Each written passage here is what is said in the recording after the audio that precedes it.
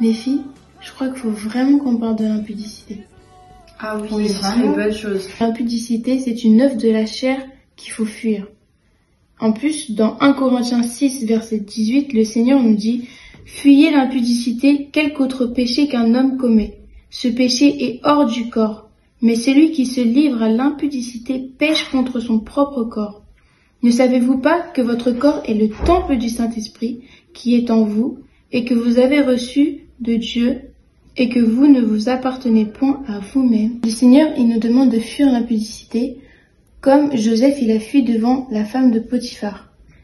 Et en faisant ces choses-là, ça souille notre âme et notre corps. Et comme notre corps est le temple du Saint-Esprit, en faisant ces impudicités-là, le Saint-Esprit, il est point en nous. Maintenant, on va voir quelles sont les formes d'impudicité. On a déjà Matthieu 6, verset 28 qui dit « Mais moi je vous dis que quiconque regarde une femme pour la convoiter a déjà commis un adultère avec elle dans son cœur. » L'impudicité, ça ne s'arrête pas qu'à l'acte.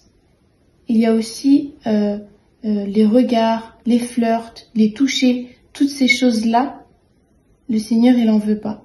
L'impudicité est l'une des œuvres de la chair, comme il est dit dans Galates chapitre 5 au verset 19. Nous n'allons pas le lire. Et cette œuvre de la chair attire la colère de Dieu sur tous ceux qui la manifestent. Et Colossiens chapitre 3 au verset 5 nous dit ceci, je lis au nom de Jésus.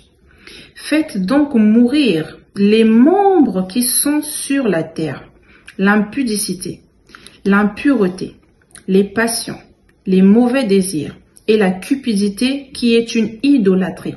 C'est à cause de ces choses que la colère de Dieu vient sur les fils de la rébellion, parmi lesquels vous marchez autrefois, lorsque vous viviez dans ces péchés. Sachant qu'il y a 2 dimensions de colère de Dieu. Nous avons la colère imminente qui arrive au moment présent, dont nous parle Romains chapitre 1 au verset 18. Et nous avons la colère à venir. Dans 1 Corinthiens chapitre 6, du verset 9 au verset 10 nous allons lire au nom de Jésus. Ne savez-vous pas que les injustes n'hériteront point le royaume de Dieu? Ne vous y trompez pas, ni les impudiques, ni les idolâtres, ni les adultères, ni les efféminés, ni les infâmes, ni les voleurs, ni les cupides, ni les ivrognes, ni les outrageux, ni les ravisseurs n'hériteront le royaume de Dieu. Ajouté à ce verset, nous pouvons associer Apocalypse, chapitre 16, au verset 9. De nos jours, nous pouvons voir que les choses sont inversées. Le bien se transforme en mal et le mal se transforme en bien.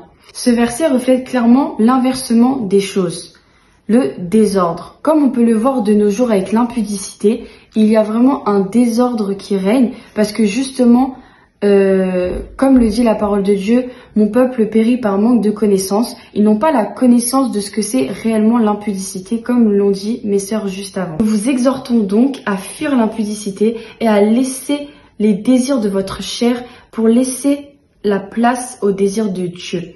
Je vais m'appuyer sur le verset de Galates chapitre 5 au verset 24. Je lis au nom de Jésus. Ceux qui sont à Jésus-Christ ont crucifié la chair avec ses passions et ses désirs. Priez le Seigneur et demandez-lui de crucifier votre chair avec vos passions et vos désirs, afin de laisser place au façonnement du Seigneur Jésus-Christ de Nazareth dans votre vie. Comme la parole le déclare, le Seigneur est lui-même le potier et nous sommes l'argile. Alors laissons le Saint-Esprit travailler en nous, afin que nous ne puissions plus manifester les œuvres de la chair, mais que nous manifestions le fruit de l'Esprit, qui est la paix, l'amour, la joie, tous les de l'esprit pour plaire à Dieu.